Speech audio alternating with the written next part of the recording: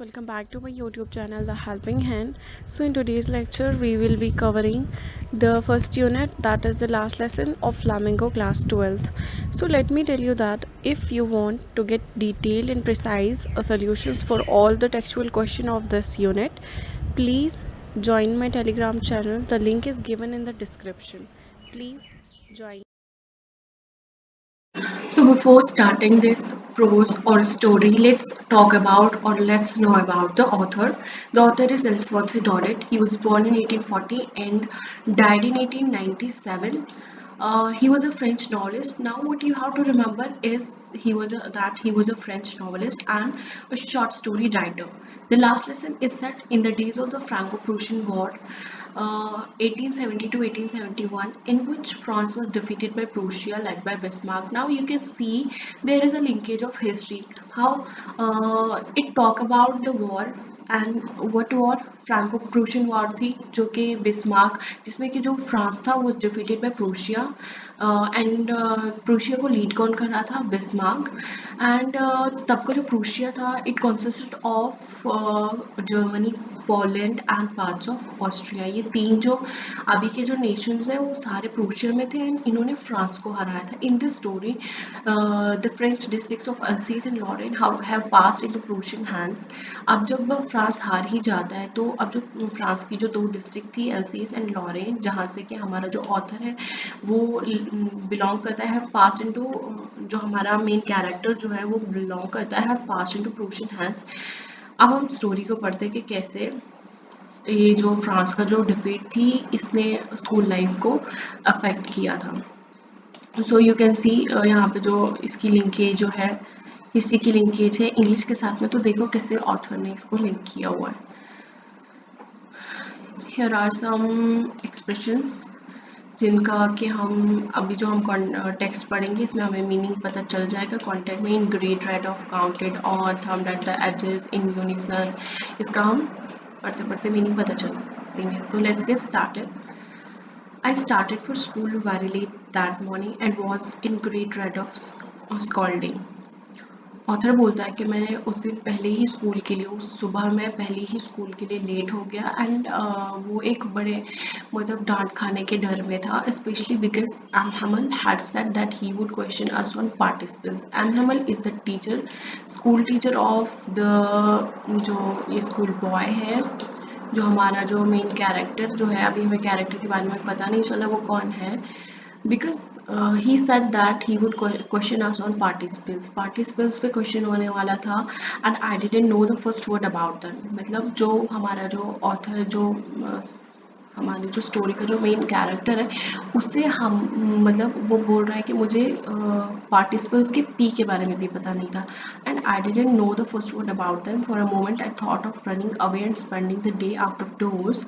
It was so warm so bright. तो जो हमारा ऑथर है वो बोल रहा है कि एक लम्हे के लिए तो मैंने सोच लिया कि मैं running away and spending the day out of doors, मैं स्कूल से भाग जाऊंगा एंड पूरा दिन जो है अपने स्कूल के बाहर बिताऊंगा. डे आउट ऑफ डोर्स यानी कि स्कूल से बाहर.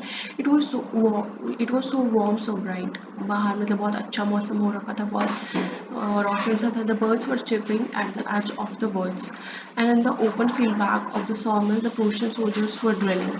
एंड बाहर की जो साइड के बारे में बताता है कि बर्ड्स क्या करते हैं, chirping at the edge of the woods यानी कि जंगल के एजेस पे जो है बर्ड्स के बहुत चिपिंग कर रहे थे. यू नो कि कितना प्यारा सा लगता है, नहीं साइड कितनी प्यारी लगेगी, बहुत अच्छा सा मौसम हो रखा है, धूप है एंड जंगलों के पास में तुम देख रहे हो बर्ड्स बड़े वंडरफुल साउंड में जो चिप कर रहे हैं. आफ्टर दैट जो पीछे जो open field of the back of the sawmill the Prussian soldiers were drilling exercise होती है जो कि सोल्जर्स को कराई जाती है. यू नो यहाँ पे तुम देखोगे वॉर एंड स्कूल का एक ही टाइम पे तुम देख रहे हो, मतलब क्योंकि स्टोरी ही उसी कॉन्टेक्स्ट में लिखी गई है. It was all much more tempting than the rule for participants. तो ये ऑथर को क्या, ये जो हमारे जो कैरेक्टर को क्या ज़्यादा अच्छा लग रहा था, ज़्यादा टेम्पटिंग लग रहा था रूल्स फॉर पार्टिसिपेंट्स को याद करने से. But I had stand to resist and hurried off to school. But उसमें वो साइड को क्या है, वो जो वंडरफुल साइड देख रहा था, वो जो व्यू है उसको छोड़ के वो रेजिस्ट करके वो फिर भी स्कूल चले जाते हैं. When I passed the town hall, there was a crowd in front of the bulletin board. उनकी सिटी में एक बुलेटिन बोर्ड लगता था, ठीक है. टाउन हॉल के पास में। टाउन हॉल से जब वो गुजर रहे थे उन्होंने देखा कि बुलेटिन बोर्ड पे जो है के आसपास बहुत क्राउड है। For the last 2 years all over bad news had come from there. जितनी भी बुरी खबरें थी मतलब फ्रांस की और अल्सेस की जो थी, जितनी भी बुरी खबरें थी वो इसी बुलेटिन बोर्ड पे शो होती थी जो टाउन हॉल में था। The lost battles, the draft, the orders of the commanding officers, जितने भी अगर उन्हें कोई बैटल हारी थी तो इसकी जो न्यूज़ है उसी बुलेटिन बोर्ड पे आती थी। The draft, the orders of the commanding officers, and I thought to my self without stopping. And वो चल भी रहा था एंड बुलेटिन बोर्ड को देख भी रहा था और सोच रहा था what can be the matter now, अब क्या हो सकता है। Then as I hurried by as fast as I could go, अब वो उतनी तेज भागा जितनी तेज वो भाग सकता था। The black Smith watcher. यहाँ पे अभी तक हमारे पास 2 कैरेक्टर आते हैं। एक एम हैमल आया जो स्कूल टीचर है। अभी हम जो नरेटर जो है उसके बारे में हमें पता नहीं है, जो स्टोरी नरेट कर। And the watcher, watcher is the blacksmith who was there with his apprentice. apprentice क्या होता है, यानी कि वी कैन कॉल इट चेला है। अगर लेमैन में हम बोले, लेमैन की लैंग्वेज में, तो चेला अप्रेंटिस होता है जो किसी के साथ में कुछ सीख रहा होता है। Reading the bulletin called after, उसने मेरे को बुलाया। डोंट गो सो फास्ट बब, he called him. Blacksmith watcher called the narrator, don't go so fast bub, लड़के इतना तेज मत जाओ, you will get to your school in plenty of time. तुम्हारे पास बहुत टाइम है अभी स्कूल पहुंचने के लिए, ठीक है, तुम जा सकते हो, आराम से जाओ। I thought he was making fun of me and reached M. Hammel's little garden all out of breath. जो नरेटर था उसने तो उसकी बात भी पूरी नहीं सुनी, क्योंकि उसे लग रहा था कि ब्लैक स्मिथ उसका मजाक बना रहा है कि हम भी किसी को मॉकिंग सेंस में बोलते हैं ना, अगर कोई लेट हो रहा है, ऑलरेडी लेट है स्कूल के लिए एंड वो जा रहा है, तो हम बोलेंगे कि दौड़ते दौड़ते मत जाओ यार, तुम्हारे पास तो अभी बहुत ही टाइम है। एंड द सेम सेंस में उसे लगा, नरेटर को लगा कि ब्लैक स्मिथ उसे मॉक कर रहा है। And he reaches the school garden जहाँ पे उसका स्कूल था। Usually when school begin there was a great bustle. Usually क्या होता था, जब स्कूल स्टार्ट होता था वहाँ पे क्या होता थी, ग्रेट बसल होती थी, यानी मतलब बहुत शोर हल्ला गुल्ला होता था, which could be heard out in the street, जो कि स्ट्रीट में ही सुनाई दिया जाता था। The opening and closing of desk lesson repeated in unison. Unison देखो, जो हमें ऊपर एक्सप्रेशंस में जो ये हमें वर्ड मिला था जिसको हमें टेक्स्ट में फाइंड करना था, हेयर इज यूनिसन। यूनिसन होता the same sound. You may remember कि जब हम नर्सरी में, प्री नर्सरी में होते थे, या जो हम अपने किंडरगार्टन्स में था, एक साथ में कोई हम राइम को हम एक साथ में पढ़ते थे लाउडली, सारे एक ही साउंड में पढ़ते थे, that sound is called unison. Very loud with our hands over our ears to understand better, and the teacher's great ruler dropping on the table. तो क्या होता था कि जो नरेटर है वो थोड़ा पास्ट के बारे में बता रहा है कि कैसा हुआ करता था। यूनिसन में वो पढ़ा करते थे वेरी लाउड और अपने कानों पे हाथ रख के, ताकि हमें ज़्यादा समझ आए। एंड जो एम हैमल था वो क्या कर रहा होता था, टेबल पे अपने रूलर से जो है रैप कर रहा होता था। But now it was all so still. लेकिन क्या आज क्या था, now it was all so still, बहुत शांति थी। And I had counted on the commotion to get to my desk without being seen. And उसे तो लगता था कि जैसे रोज की तरह ही would get counted on the commotion, जैसे हमने पहले पढ़ा कि बिना ऑब्जर्व हुए वो उसी हल्ले गुल्ले में अपने डेस्क पे चला जाएगा, किसी को पता भी नहीं चलेगा। काउंटेड ऑन हमने पढ़ा था, ऊपर एक्सप्रेशंस में पढ़ा था, and we got here, text में भी हमें ये मिल गया। And but of course that day everything had to be as quiet as Sunday morning. लेकिन उस दिन क्या था कि सारा कुछ बिल्कुल ऐसे शांत था जैसे एक Sunday morning. Through the window I saw my classmates already in their places, and am Hamel walking up and down with his terrible iron ruler under his arm. अब जो अभी जो उसने अपना क्लासरूम एंटर नहीं किया नरेटर ने, and he can see his classmates already अपनी जगहों पर थे, अपने डेस्क पर थे। एंड एम हमल जो थे चल रहे थे, उसका जो आयरन रूलर था terrible, he called his ruler as the terrible iron ruler under his arm. अब जो हमारा जो ऑथर है, नरेटर है, I had to open the door and go in before everybody. तो उसने सोचा था कि मुझे सबसे पहले चले जाना है। You can imagine how I blush and how frightened I was. उसे अब जाना था सबके सामने से, बिफोर नहीं, इट्स नॉट पहले वाला बिफोर, इट्स सबके सामने से। I had to open the door and go in before everybody. You can imagine how I blush and how frightened I was. तो मैं कितना डरा हुआ, सहमा हुआ, एंड मैं कितना मतलब वो थोड़ा एम्बरेसिंग सा फील कर रहा होता ऑथर उस टाइम पे। बट नथिंग हैपेंड, लेकिन कुछ भी नहीं हुआ। M Hamel saw me and said very kindly, लेकिन जो सिचुएशन के बिल्कुल अपोजिट हो गए, जैसे सिचुएशन जो नरेटर अपने माइंड में सोच रहा था उसके अपोजिट हुआ। एंड अमहमल उसे कहता है बड़े प्यार से, go to a place quickly little France, we were beginning without you. तो अमहमल बोलते हैं कि अपनी जगह पे जल्दी से जाओ फ्रेंड्स, यहाँ पे हमें पता चलता है हमारे नरेटर का नाम friends, we were beginning without you, हम तुम्हारे बगैर ही स्टार्ट कर रहे थे। I jumped over the bench and sat down at my desk, not till then when I had got a little over my fright did I see that our teacher had on this beautiful green coat. अब जब वो अपने desk पे jump करके जब बैठ ही जाता है, तब तक उसे, not till then when I had got a little over my fright, तब तक उसे अपनी वो जहन में, वो नज़रों में उसे नहीं दिखा होता है did I see that our teacher had on this beautiful green coat. तब उसे पता चलता है कि his teacher is having a beautiful green coat, his frilled shirt, and the little black silk cap, all embroidered, that he never wore except on inspection and prize days. और जो उसका जो ड्रेस कोड था, जो आज वो अपने teacher M हमल को ऑब्जर्व करता है, यानी कि green coat, shirt and the little black silk cap, all embroidered, तो ये सब वो चीज़ें कब देखता था, जब कोई इंस्पेक्शन डे होता था या कोई प्राइज डे होता था, तब एम हमल ये ड्रेस कोड रखा करता था। Beside the whole school seem so strange and solemn, उस दिन उसे पूरा स्कूल स्ट्रेंज एंड सॉलम, बिल्कुल साइलेंट सा, बिल्कुल अनयूजुअल सा दिख रहा था उसे, पूरा स्कूल ही। But the thing that surprise me the most was to see on the back benches that were always empty. लेकिन सबसे परेशान वाली जो सरप्राइजिंग जो बात थी वो ये थी कि बैक बेंचेस, उनके क्लासरूम के जो बैक बेंचेस जो हमेशा खाली होते थे, उन पे the village people sitting quietly like officers, हमारी तरह बिल्कुल खामोश विलेज पीपल वर सिटिंग।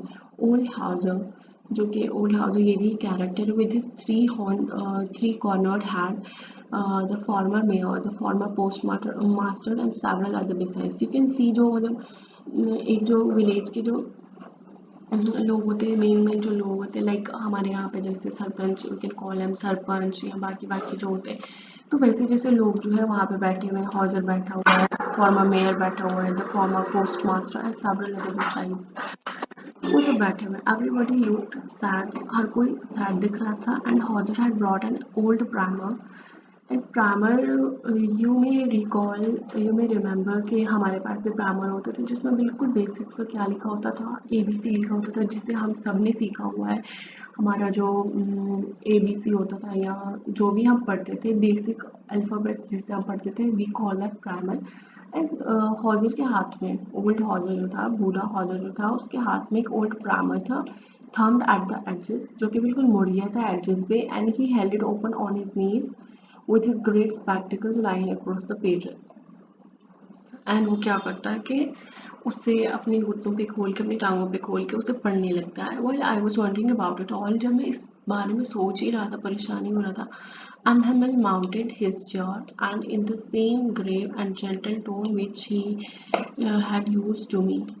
अब जो Amhamel था वो अपनी चेयर खिसकाते हुए क्या करता है, चेयर पे बैठ के उनसे अब वो बात करने लगता है एम हमल, एंड सेम टोन में, बड़े काइंड से टोन में, जेंटल से टोन में, जिसमें उसने नरेटर फ्रांस से जो बात की थी, माई चिल्ड्रन, वैसे बात करता है।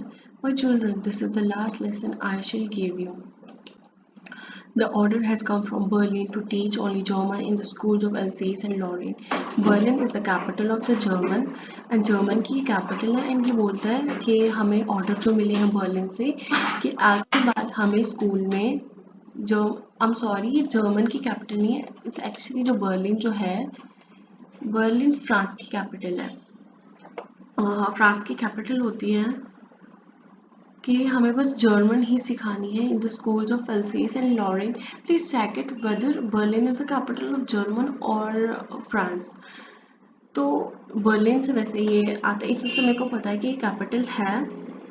तो अब जो है इन्हें ऑर्डर आ गया है, टीचर्स को, स्कूल टीचर्स को ऑर्डर आ गया है कि only German in schools of Alsace and Lorraine, जो 2 डिस्ट्रिक्ट्स हैं फ्रांस की, क्योंकि फ्रांस अब हार गया, उस पर ऑर्डर चलेंगे जर्मन की। तो maybe Berlin is the capital of German, जहाँ से ऑर्डर आए हैं कि you have to teach only German in the schools of Alsace and Lorraine. And ऐसा ही होता है। The new master comes tomorrow. अब जो है एम हमल, क्योंकि वो सिर्फ फ्रेंच जानता है, तो उसे छोड़ना है, एक नया जर्मन मास्टर जो है अब आएगा। देखो, जो स्कूल है वो डिस्प्लेस नहीं होगा, वॉर के टाइम पे मतलब ऐसा मत समझना कि अब स्कूल ही चेंज हो जाएगा या उन्हें शिफ्ट करना पड़ेगा सिटी में। वो वहीं रहेंगे, लेकिन क्या होगा कि एक नया टीचर असाइन होगा कि जो कि फ्रेंच जानता हो, फ्रेंच नहीं, जो जर्मन जानता हो। Actually M Hamel was the French teacher जो उन्हें फ्रेंच पढ़ाया करता था। This is your last French lesson, I want you to be very attentive. तो एम हमल सारों की अटेंशन ग्रैब करते हुए बोलता है कि ये तुम्हारा लास्ट फ्रेंच लेसन है, I want you to be very attentive. So तुम्हें बहुत अटेंटिव रहना पड़ेगा। तो यहाँ पे तुम्हें जो थीम जो है, हमारी जो प्रोज की थीम है द लास्ट लेसन, यहाँ पे पता चलती है। Last lesson in the sense कि जो फ्रैंको प्रूशियन वार में फ्रांस हार जाता है, उसके बाद में क्या होता है कि उन्हें अपनी लैंग्वेज भी गिव अप करनी पड़ती है, क्योंकि ऑर्डर्स तो अब सिर्फ जर्मन के चलेंगे ना। तो इसलिए उनका लास्ट लेसन होता है फ्रेंच लैंग्वेज में। What a thunderclap these words were to me. What a thunderclap. Wandering words. It's not a good वाला wonder कि वो बड़ा खुश हुआ. It's actually कि मतलब वो कहते हैं ना, हमें बिल्कुल एक ऐसा तमाचा जैसा पड़ जाता है फेस पे कि हम बड़े हैरान से हो जाते हैं। तो वैसा हुआ फ्रांस के साथ में। ओह the wretches, that was what they had put up at the town hall. ओह तो ये था जो मैंने टाउन हॉल में देखा, ये सब तबाही थी। My last French lesson. Why I hardly knew how to write. I should never learn anymore. I must stop there then. Oh, how sorry I was for not learning my lessons. अब जो France है, हमारा जो narrator है, वो बड़ा दुख सा फील करता है कि क्यों नहीं मैंने अपनी जो लैंग्वेज को सीरियसली लिया, क्यों मैंने इसे बिल्कुल मतलब ऐसे लिया, मैंने आज तक नहीं सीखा। मुझे तो अच्छे से पढ़ना लिखना भी नहीं आता, मतलब फ्रेंच में। तो for seeking I was for not learning my lessons.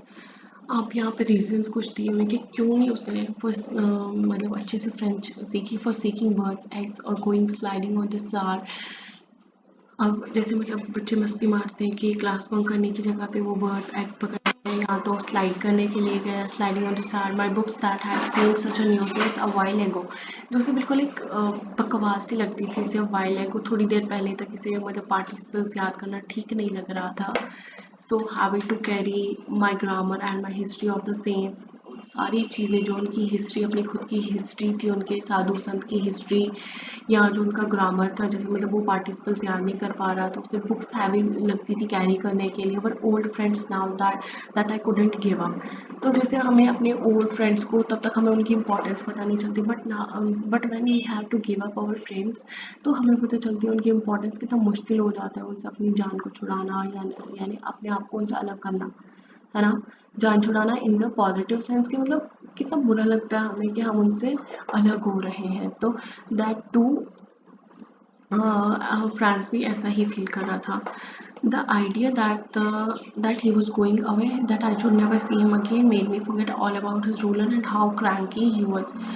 तो अब अनहबल के बारे में, जिसके बारे में जो फ्रांस ने स्टार्टिंग में कैसा मतलब एक नेगेटिव सा ये दिया था कि अनहबल का एक बहुत गंदा सा टेरिबल रूलर होता है, लेकिन उसका सारे वो रूलर हाउ क्रैंकी, मतलब अजीब सा कितना था वो, पकाओ कितना था वो अनहमल, वो सब कुछ बोल गया। एंड उसे बस ये लगता है कि अब मैं इसे कभी नहीं देखूंगा, यानी कि ये उसको लास्ट व्यू भी होगा, उसका लास्ट लेसन होने के अलावा उसका लास्ट व्यू भी होगा।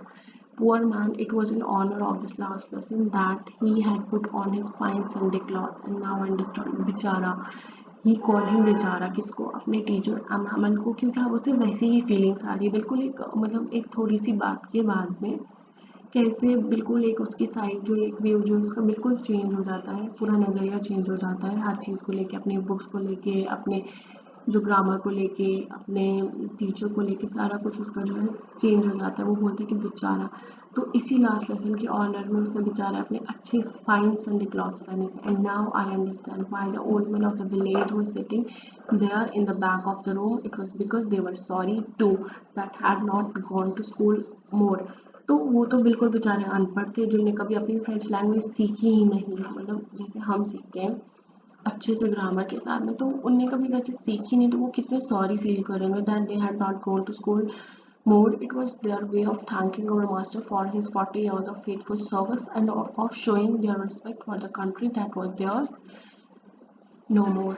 तो ये जो ओल्ड मैन थे वो विलेज के इसीलिए गैदर हुए थे, इसलिए बैक बेंचर्स पे बैठे हुए थे क्योंकि वो रिस्पेक्ट एंड ऑनर शो करना चाहते थे एम हैमल की तरफ। कैसे उसने अपनी सर्विसेज जो है फेथफुल सर्विसेज दिखाई अपनी कंट्री के टुवर्ड्स, और कैसे उसने अपने स्टूडेंट्स को सिखाया फेथफुली।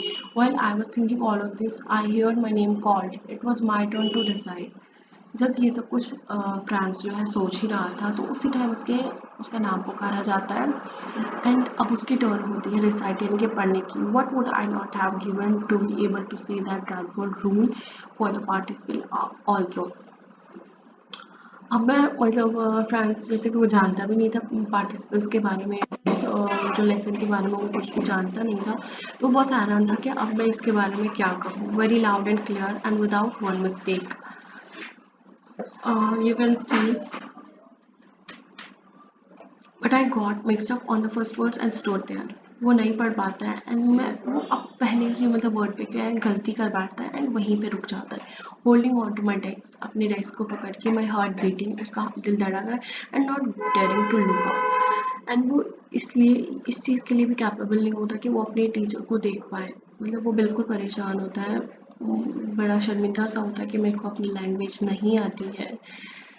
तो ये था अभी तक का कि कैसे वो हार जाते हैं, कैसे हार जाते नहीं यानी कि वो हार गए एंड कैसे उन्हें अपनी लैंग्वेज गिव अप करनी पड़ेंगी। एंड यू कैन सी कि कैसे हो सकता है कि अगर एक कंट्री हार जाती है तो कैसे उसे सबसे पहले अपनी जो है लैंग्वेज गिव अप करनी पड़ती है। तो ये कितना मुश्किल होता है एक कंट्री के लिए। तो आज के लिए यहीं तक, वी विल डू बाकी in the next part. Thank you.